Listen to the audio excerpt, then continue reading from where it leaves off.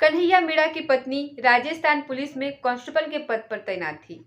रोज सुबह वो अपने घर से निकलती थी ड्यूटी के लिए, लेकिन उसका पति कन्हैया मीणा अपने पत्नी को फोन लगा रहा था, तो फोन पर बातचीत नहीं हो पा रही थी। फोन लग ही नहीं रहा था। अब वो परेशान हो जाता है। इसके लिए वो अपने साले से बातचीत करता है। कहता है कि तुम्हारी दीदी अनीता मीणा से तुम्हारी बातचीत हुई या फिर नहीं, उसका फोन नहीं लग रहा है। तभी उसका साला कहता है कि जय जी, आपको पता नहीं है, बहुत बड़ा हादसा हो चुका है। हो सकता है कि दीदी की ड्यूटी वहां पर लगी हुई हो। जैसे ही कन्हैया मीणा ने ये बात सुनी, उसने कहा कि चलो चल कर के देखते हैं, क्योंकि वो जो घटना स्थल है वो यहाँ से ज्यादा दूर नहीं है। अब इसके बाद जीजा और साले दोनों मिल करके घटना स्थल पर पहुंच जाते हैं। जो भी पुलिस वाली महिला वहां पर दिखाई दे रही थी, हर पुलिस वाली महिला के पास जाते हैं और जाकर ये देखने की कोशिश करते हैं, पता करने की भी कोशिश करते हैं कि अनीता मीणा का कहीं कोई आता पता चल जाए, खबर लग जाए। अब इसी स्थिति में ना तो कोई खबर मिल रही थी और ना ही कोई फोन मिल रहा था। तभी एक पुलिस वाले की नजर उन दोनों पर पड़ती है। पुलिस वाला पूछता है कि क्या बात है, तुम किसको तलाश कर रहे हो। फिर वो बताता है कि उसकी पत्नी जो अनीता मीणा है वो राजस्थान पुलिस में तैनात है और वो मिल नहीं रही है।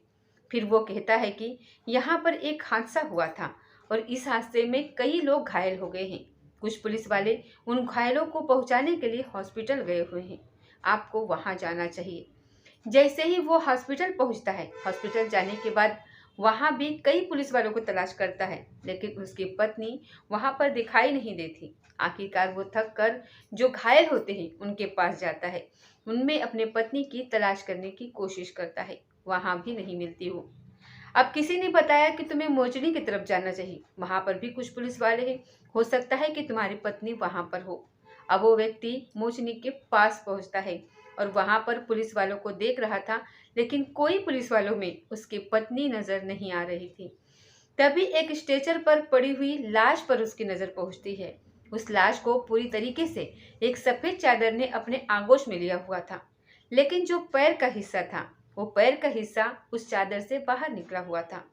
जैसे ही उसने उस पैर के हिस्से को देखा, वो जोर जोर से चीख चीख कर रोने लगता है। और उसकी रोने की, उसके दहाड़ने की आवाज सुनने के बाद जो भी आसपास के लोग थे, सबकी नजर उस व्यक्ति पर पड़ जाती है, यानी कि कन्हैया मीणा पर। कन्हैया मीणा से पूछा जाता है कि ये कौन है। फिर वो कहता है कि यही तो मेरी पत्नी है, ये मर चुकी है।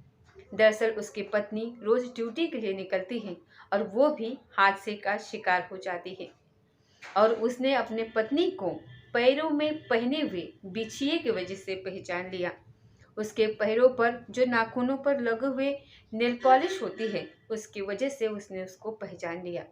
सुबह वह खाना बना करके घर से निकली थी अपने बच्चों के लिए, बेटा और बेटी के लिए, लेकिन वो हादसे का अकेले शिकार नहीं हुई थी, बल्कि 14 लोग इस हादसे में मर चुके थे और 30 लोग ऐसे थे जो जिंदगी और मौत की जंग लड़ रहे थे। इसमें सोशल मीडिया के माध्यम से लोगों तक एक बात जब पहुंचती है, तो पता चलता है कि जिंदा लोगों की चिताएं जल रही थी और जिंदा लोग इसमें, जिसका कोई कसूर नहीं था, इस हादसे में जो बेकसूर लोग थे वो मारे जाते हैं। लेकिन कसूरवार लोगों तक कभी आज पहुंच पाएगी या फिर नहीं पहुंच पाएगी, आज की इस कहानी के माध्यम से यही जानने की और समझने की कोशिश करते हैं। नमस्कार, स्वागत है आपका हमारे चैनल पर। आज की जो सच्ची घटना मैं आपको सुनाने जा रही हूँ, ये सच्ची घटना राजस्थान की राजधानी जयपुर से लगभग 11 किलोमीटर दूर एक जगह लगती है, जिसका नाम है भाकरोटा। भाकरोटा बात कर रही हूँ 20 दिसंबर 2024 की सुबह 5:45 और 10 सेकंड। ये जो टाइमिंग है वो सीसीटीवी कैमरे में कैद हो जाता है। दरअसल अजमेर की तरफ से भारतीय पेट्रोलियम एलपीजी का एक बड़ा कैंटर भर करके जा रहा था, जो जयपुर की तरफ उसको जाना था। और अचानक ही उसको याद आता है कि भागरोटा जो एक जगह लगती है, वहाँ पर एक यू टर्न मोड़ लेने की कोशिश कर रहा था। और जैसे ही यू टर्न लेने की कोशिश करता है, वही पास में डीपीएस था और डीपीएस के ठीक सामने यह हादसा होता है। और उसने जैसे ही अपने ट्रक को मोड़ा, सुबह का वक्त था, 5:45 के आसपास का यह समय हो रहा था। अचानक ही दूसरे साइड यानी कि जयपुर की तरफ से जो अजमेर की तरफ जा रहा था एक ट्रक था, उस ट्रक की टक्कर उससे हो जाती है। साइड जैसे ही लगती है तो लगभग 5 नोजिल होते हैं इस एलपीजी कैंटर में। पांचों के पांचों नोजिल उस टक्कर लगने की वजह से टूट जाते हैं।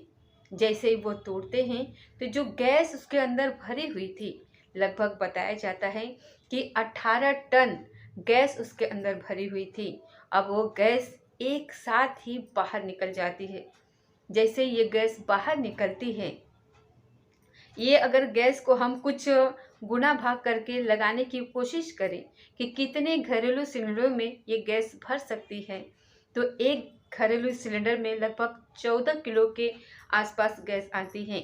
18 टन ये गैस होती है इसमें। तो इसी हिसाब से लगभग 1267 घरेलू सिलेंडरों में ये गैस भरी जा सकती थी, जो कैंटर से एकदम से बाहर निकल जाती है। लगभग 200 किलोमीटर के दायरे में एक आग का गोला सा बन जाता है। एक लोगों का जो वातावरण था उसमें ये पूरी तरीके से गैस घुल जाती है, मिल जाती है। अब यहाँ से कोई ऐसी चिंगारी निकलती है। इस चिंगारी के निकलने के बाद जैसे ही चिंगारी निकलती है, 200 किलोमीटर के दायरे में अब कुछ भी हो, चाहे वो पंछी हो, चाहे वो पेड़ हो, चाहे पौधे हो, या फिर झाड़ियाँ हो, या फिर गाड़ियाँ हो, जो भी जलने वाली चीज़ें थी, ज्वलनशील पदार्थ थे, वो 200 मीटर के दायरे में एकदम से आग लगनी शुरू हो जाती है। अब यहाँ पर जब ये घटना स्थल से लगभग कुछ ही दूरी पर एक व्यक्ति होता है, जो रहने वाला तो बिहार का होता है, लेकिन यहाँ रहकर वो सब्जी बेचा करता था। शत्रुघ्न, जिसका नाम होता है शत्रुघ्न शाह। शत्रुघ्न शाह जो सुबह सुबह रोज की तरह अपने घर से निकलता है अपना टेम्पू लेकर के, और उस टेम्पू में उसका मकसद होता है कि वो जो मोहना मंडी है वहाँ जाएगा, वहाँ से सब्जी लेगा और सब्जी लेकर के चलाएगा। जैसे ही यह हादसा होता है, उस हादसे के बाद पांचों नोजल टूटते हैं और ये गैस जो होती है वो एकदम से वातावरण में घुलने लगती है। तब उसको कहीं न कहीं इस तरीका का कुछ एहसास होता है शत्रुघ्न शाह को कि हो सकता है कि कोई बड़ा हादसा हो जाए। इसीलिए वो यहाँ से इस घटना स्थल से भाग जाना चाहता था। तो वो अपने टेम्पो को छोड़ देता है शत्रुघ्न, और छोड़ने के बाद जितनी तेजी से वो भाग सकता था उतनी तेजी से वो उस घटना स्थल से भाग जाता है। अभी वो मुश्किल से 500 किलोमीटर की दूरी ही तय कर पाया था कि अभी तक उसको एक तरीके की दुर्गंध आ ही रही थी एलपीजी गैस की। लेकिन इसी बीच में पता चलता है कि एक आग की गोले की वो भी चपेट में आ जाता है। हालांकि वो बच जाता है, लेकिन कुछ हिस्सा उसका जरूर जल जाता है। जहाँ पर यह हादसा हुआ था, जहाँ पर वो कैंटर, जहाँ पर ट्रक वो आपस में भिड़े थे, वहीं पर डबल टैकर की एक बस खड़ी हुई थी। बस क्योंकि जो रफ्तार थी बस की वो धीमी हो जाती है, और धीमी रफ्तार की वजह से क्योंकि वहाँ पर जो जैसे ही कैंटर ने वहाँ पर यू टर्न लिया, तो जो वाहन थे वहाँ पर वो बाकी वाहन भी वहाँ पर धीमी हो जाती है।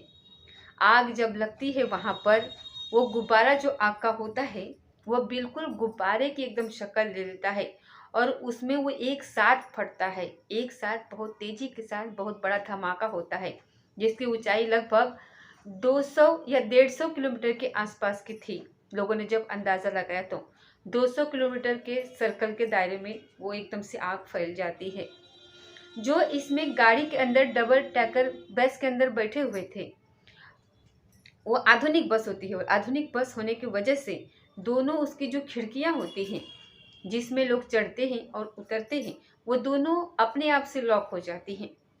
जो मुसाफिर उसमें थे उनकी संख्या लगभग बताई जाती है कि 34 के आसपास थी। 34 के 34 मुसाफिर उसमें फंस जाते हैं। वो भी कहीं ना कहीं निकले हुए थे। शायद बताया जाता है कि अजमेर की तरफ से आ रहे थे वो, और उन्हें जयपुर की तरफ जाना था। आग लगती है और उस गाड़ी में भी आग लगनी शुरू हो जाती है। चीख पुकार वहां पर मच जाती है। लोगों को समझ ही नहीं आ रहा था कि आखिरकार करे तो क्या करे। लोगों ने ताकत लगाई, और ताकत लगाने के बाद जैसे भी हो सकता था जो गाड़ी के शीशे थे उनको तोड़ा, और तोड़ने के बाद वहां से कुछ लोग तो निकल जाते हैं, लेकिन कुछ लोग उस आग के चपेट में आ जाते हैं। अब इसी बीच में एक कर्मचारी होता है जो कि एमबीसी एक कंपनी होती है, उसमें वो काम करने के लिए जा रहा था, जिसका नाम राधेश्याम चौधरी होता है। राधेश्याम चौधरी भी उसी आग के गोले के चपेट में आ जाता है और वो खड़ा हुआ था और वहां से सिर्फ वो एक ही आवाज लगा रहा था कि मुझे बचा लो, कोई मुझे गाड़ी से हॉस्पिटल लेकर के पहुंच जाओ, मैं इसका पूरा किराया दूंगा। वो जब इस बात को बोल रहा था तो उसके आवाज में एक रुदन होती है, उसके आवाज में एक अपील होती है, उसके आवाज में ये लग रहा था कि बस वो किसी तरकीब से बच जाए, ताकि जिस जिम्मेदारी को वो निभा रहा था, इस एमबीसी कंपनी में जो वो काम कर रहा था और काम करने के बाद जो अपने परिवार का भरण पोषण कर रहा था, क्योंकि उसके जाने के बाद उसका परिवार कैसे जिएगा कैसे नहीं जिएगा, उसने कुछ ही सेकंडों में ये बात महसूस कर ली थी। और इसी बीच में किसी व्यक्ति ने उसका जो वीडियो था वो वीडियो बना लेता है, रिकॉर्ड कर लेता है। दैनिक भास्कर ने फ्रंट पेज पर उसी व्यक्ति का, जिसके सिर्फ तन पर कुछ बचा था अगर, तो सिर्फ नेकर बचा हुआ था, यानी कि अंडरवियर बचा हुआ था। बाकी जो हिस्सा था वो उसने खुद निकाल करके जलती हुई को फेंक दिया होगा या फिर वो खुद ही जल चुका होगा। कुल मिला करके उसको जब लेकर के जाते हैं, वो सिर्फ अगले 2 घंटे की ही जिंदगी जी पाता है। उसके बाद उसकी भी मौत की खबर जब लोगों तक पहुंचती है तो लोगों को यकीन नहीं हो रहा था कि आखिरकार ऐसा कैसे हो सकता है। यहाँ जब हादसा होता है तो इस हादसे की गूंज पूरे उस इलाके में फैल जाती है और इस इलाके में फैलने के बाद 200 किलोमीटर के एरिया में जितनी भी चीज़ें थी वो पूरी तरीके से जल चुकी थी, लेकिन 1 किलोमीटर तक इस हादसे की जो धमक होती है वो सुनाई दे सकती थी। और 1 किलोमीटर के दायरे में जो भी एक वाहन से दूसरा, दूसरा वाहन से तीसरा जब आपस में लगे हुए थे तो लगभग 40 ऐसे वाहन थे जो पूरी तरीके से जलकर राख हो चुके थे, खाक हो चुके थे। कई वाहन तो वहां पर ऐसे थे जो पूरी तरीके से एकदम से पिघलने जैसी स्थिति उनकी हो गई थी। कोई बाइक पर था तो उसकी बाइक पूरी तरीके से जल चुकी थी, कोई ई रिक्शे के पर था तो ई रिक्शा पूरा जल चुका था। जिसे शत्रुघ्न अपने उस ऑटो के पास वापस लौट करके आता है तो उसका जो ऑटो होता है वो भी पूरी तरीके से तहस नहस हो चुका था। यदि जैसे एक मीडिया कर्मी ने उससे पूछताछ की तो उसने कहा कि अगर मैं यहीं पर रुका होता तो शायद वो गंभीर रूप से घायल हो जाता, क्योंकि उसका जैसे जो उसकी टेम्पो की हालत थी वही हालत उसकी भी हो सकती थी, लेकिन वो इस हादसे से बच गया था। उसके थोड़े से चेहरे पर उसके जलन आई थी सिर्फ। इस हादसे में जो घायल, गंभीर रूप से घायल थी, तत्काल प्रभाव से उनको हॉस्पिटल में लेकर के जाया जाता है। इसी बीच में जो कुछ लोग जल रहे थे तो अपने कपड़ों को फाड़ करके फेंक रहे थे, पक्षी जो आसमान में उड़ रहे थे वो भी जल करके नीचे गिर रहे थे। ऐसा मंजर जिन लोगों ने अपने आंखों से देखा था, उस मंजर को देखने के बाद लोग एकदम से सहम रहे थे। और जहां जहां तक इस धमाके की गूंज सुनाई दे रही थी, अभी सूरज हल्का सा निकलना शुरू ही हुआ था और घंटे 2 घंटे जब बीतने के बाद पता चलता है कि 5 लोग मर गए, उसके बाद पता चलता है कि 2 संख्या और बढ़ गई। धीरे धीरे जैसे जैसे वक्त आगे बढ़ रहा था वैसे वैसे मरने वालों की संख्या बढ़ती चली जाती है। बताया जाता है कि मरने वालों की संख्या लगभग 14 के आसपास हो चुकी थी और इसमें 30 लोग ऐसे होते हैं जो घायल हो चुके थे और 30 में 20 लोग ऐसे होते हैं जो 80% के आसपास जल चुके थे। और इन 80% में जो जले हुए व्यक्ति थे वो 20 लोग, उसमें 7 लोग ऐसे होते हैं जो जिंदगी और मौत की आईसीयू में जंग लड़ रहे थे। कब तक वो जिएंगे कब तक नहीं, क्योंकि बताया जाता है कि 60% जलने के बाद शायद इंसान पूरी जिंदगी ठीक से जी भी नहीं पाता। अब ऐसे ही यहाँ पर सुबह सुबह का ये वक्त था, एक व्यक्ति जो कि घर वालों की एक दाढ़ी जहाँ पर लगती है वहाँ का रहने वाला होता है, उसका नाम शेरा होता है। शेरा की एक आदत थी कि रोज सुबह वो उठता है और उठने के बाद मॉर्निंग वॉक के लिए वो निकलता है। यहाँ पर जो उसने अपने आंखों से दृश्य देखा था, लोग जल रहे हैं, चीख रहे हैं, चिल्ला रहे हैं। और उन्हें हॉस्पिटल ले जाने के लिए जब पुलिस मौके पर पहुंची थी, वो पर्याप्त मात्रा में पुलिस नहीं थी। जो गाड़ियां आसपास थी वो चल चुकी थी। ऐसी स्थिति में इनको लेकर के कैसे जाएं? तभी शेरा के दिमाग में एक आइडिया आता है। तुरंत वो अपने भतीजे को फ़ोन करता है और फ़ोन करके कहता है कि जितने जल्दी हो सके 3 गाड़ी घर पर खड़ी है, तीनों गाड़ी को किसी भी तरीके से मौके ऊपर लेकर के पहुँचे। उसने भी लगभग 12-14 लोगों को हॉस्पिटल पहुँचाया।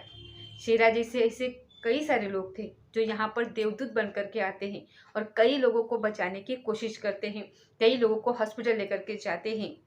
लेकिन कई लोग ऐसे भी यहाँ पर थे जो यहाँ से जिनका कोई कसूर नहीं था। जैसे कि एक रिटायर्ड आईएएस ऑफिसर होते हैं जिनका नाम करणी सिंह राठौर होता है। करणी सिंह राठौर अपने फार्म हाउस जो कि इसी भांगरोटा से वो फार्म हाउस से निकल करके अपने जयपुर की तरफ जा रहे थे, लेकिन उन्हें बिल्कुल भी नहीं पता था कि ये उनकी ज़िंदगी का आखिरी दिन हो सकता है। दरअसल जैसे ही वो यहाँ से निकलते हैं तो वो भी ये जगह जहाँ पर ये आग लगी हुई थी, इसी आग की चपेट में उनकी गाड़ी आ जाती है। और जब उनकी गाड़ी आती है तो वो भी उसी गाड़ी में जल करके उनके साथ भी ये हादसा हो जाता है। अब परिवार के लोग इन्हें लगातार तलाश कर रहे थे और जब तलाश कर रहे थे तो इनका कुछ आता नहीं, पता नहीं। जो इनका फ़ोन नंबर था वो बंद आ रहा था। तो ऐसी स्थिति में वो करे तो क्या करे? ये पुलिस स्टेशन जाते हैं। जाने के बाद कहते हैं कि उनके जो पिता हैं वो दिख नहीं रहे हैं, क्योंकि करणी सिंह राठौर ये इनका कोई पता नहीं चल पा रहा था। तो ऐसी स्थिति में पुलिस ने जो उनकी लोकेशन निकलवाई, लोकेशन निकलने के बाद पता चलता है कि उनकी लोकेशन भांगरोटा के पास ही है जहाँ पर ये हादसा हुआ है। अब भांगरोटा के पास उनकी लोकेशन पाई जाती है, वही मिलती है और इनके डीएनए रिपोर्ट से पता चलता है कि उनकी तो मौत हो चुकी है। डीएनए रिपोर्ट से इस बात का खुलासा हो जाता है, जिस कैंटर और जिस ट्रक की आपस में भिड़ंत हुई थी, उस ट्रक में जो ड्राइवर बैठा हुआ था उसे बचने का बिल्कुल भी अवसर नहीं मिल पाया, मौका ही नहीं मिल पाया। हालांकि कैंटर वाला शायद वहाँ से उस मात्रा में उसकी स्थिति नहीं पाई गई, लेकिन जो ट्रक वाला होता है, ट्रक के बारे में, ड्राइवर के बारे में ये बताया जाता है कि जब यह हादसा होता है तो वो उस हादसे में पूरी तरीके से जल जाता है। उसकी जो डेड बॉडी होती है वो मिलती है, वो इतनी मिलती है कि जैसे किसी व्यक्ति की जब चिता जलती है तो उसके बाद कुछ राख या फिर कुछ हिस्सा बचता है, यानी कि जैसे अस्थियों के लिए कलश होता है, कलश जितना वो बचा हुआ था। उसको ही एक एम्बुलेंस पे रख करके इस छोटे से कलश को एक पोटली से लेकर के जब वहाँ जाते हैं तो इस बात की बड़ी चर्चा होती है कि आखिरकार एक जो ट्रक ड्राइवर जिसका कोई भी कसूर नहीं था, कोई भी दोष नहीं था, और वो भी इस हादसे का शिकार बन जाता है। ये संख्या घट तो खैर नहीं सकती है, लेकिन बढ़ जरूर सकती है जिस तरीके से यह हादसा हुआ है। लेकिन इसमें जिसे अमीना है, अनिता मीणा की असल में 2 बच्चे होते हैं, एक बेटा और एक बच्ची होती है। और वो 2016 में राजस्थान पुलिस में उसकी पोस्टिंग हो जाती है और 2016 में उसकी पोस्टिंग होने के बाद वो जयपुर के पास एक दूधू लगता है, दूध में वो रहती है और अपने पत्नी और अपने बच्चों के साथ सुबह सुबह उठना उसका, उसके बाद चैनपुर में जा कर के अपनी ड्यूटी करना होता था। उसका काम होता था कि कोई भी वाहन मिल जाता था, उस वाहन में बैठती थी, वो अपने ड्यूटी पर पहुंच जाया करती थी। बेटा बेटी है, उसके लिए खाना वाना बनाती थी और निकलती थी। लेकिन जैसे उसके पति को कहीं ना कहीं बात पता चलती है कि वहाँ पर एक हादसा हुआ है, कन्हैया की टेंशन बन जाती है। कन्हैया सोचने पर मजबूर हो जाता है कि आखिरकार कुछ न कुछ बात जरूर हुए। जब वो इस अपने पत्नी अनीता मीणा के बारे में पता चलता है तो उसकी जो बीवी मिलती है वो मोचर के पास स्ट्रेचर पर रखी हुई लाश के माध्यम से पता चलता है उसके बारे में, क्योंकि उस जो लाश का जो पैर था वो बच चुका था। जिस हिस्से में उसने बिछे पहने हुए थे, जिस हिस्से में उसने नेल पॉलिश लगाई हुई थी, उससे वो पहचान लेता है। लेकिन उस हादसे में उसको पहचानना बहुत मुश्किल हो पा रहा था, लेकिन फिर भी पति उसको पहचान लेता है और ये क्लियर हो जाता है। इस हादसे ने पूरे इंडिया को हिला करके रख दिया है। जहाँ जहाँ तक मोबाइल में ये घटने की गूंज सुनाई दे रही है, लोग सोचने पर मजबूर हो रहे हैं। अब इसके बाद ये जानकारी जुटाना शुरू कर देते हैं। इस मामले की जांच पड़ताल होना शुरू हो जाती है कि आखिरकार इसके पीछे वजह क्या है, गलती किसकी है। तो पता चलता है कि जो सड़क निर्माण कराने वाले हैं, कहीं ना कहीं उनका दोष है। समय पर निर्माण कराया होता, पुल का निर्माण हो गया होता, तो शायद अब इसमें से कोई चीज़ निकल करके अभी नहीं आई है। लगभग 48 घंटे बीत चुके हैं और राजस्थान की जो सरकार है वो किसी के खिलाफ कार्रवाई अभी तक नहीं कर पाई है, क्योंकि शायद उस नतीजे पर अभी पहुंच ही नहीं पाई है जिस नतीजे पर अभी पहुंचना चाहिए था। दोस्तों, इस घटना को सुनाने का उद्देश्य किसी को परेशान करना बिल्कुल भी नहीं है, किसी का दिल दुखाना बिल्कुल भी नहीं है, बल्कि आपको जागरूक करना है, आपको सचेत करना है। इसके बाद मुख्यमंत्री भी मौके पर पहुंचते हैं, तमाम तरीके की राहतें वहां दी जाती है। प्रधानमंत्री की तरफ से भी एक ट्वीट किया जाता है कि जो मृतक हैं उनको 2 लाख रुपए और घायलों को 50,000 रुपये दिए जाएंगे। साथ ही जो मुख्यमंत्री राजस्थान के होते हैं वो भी घोषणा करते हैं कि मृतकों को 5 लाख रुपए और साथ ही जो घायल हुए हैं उनको 1 लाख रुपए दिए जाएंगे मुआवजे के तौर पर। लेकिन ये जो रकम देने की बात है उससे जाहिर सी बात है, सही अंदाज़ा लगाया जा सकता है कि रुपए चाहे 5 लाख रुपए हो या फिर 10 लाख रुपए हो या 20 लाख रुपए हो या फिर 50 लाख कर दी जाए, पैसे कभी इंसान की भरपाई नहीं कर पाएंगे। जो इंसान चला जाता है, जो जिम्मेदारी उठाता है, उसके बाद कैसे परिवार के लोग जीते हैं, ये तो खैर वही बता सकते हैं कि जिसके साथ यह हादसा होता है। वो कहावत बिल्कुल भी सही है कि जिसके पैर न फटी पराई, वो क्या जाने पीर पराई। इसीलिए आगे भविष्य में कोई इस तरीके के हादसे ना हो, सरकारों को, चाहे वो पूरे भारत के किसी भी प्रदेश की सरकार क्यों ना हो, उन्हें सबक लेना चाहिए। और इस तरीके की जो रोड में कहीं कोई दिक्कत परेशानी होती है तो उसको तत्काल प्रभाव से बना देना चाहिए और इस तरीके के हादसों पर लगाम लगानी चाहिए। दोस्तों, ये थी आज की सच्ची घटना। मिलते हैं अगले किसी सच्ची घटना के साथ, तब तक जय हिंद, जय भारत।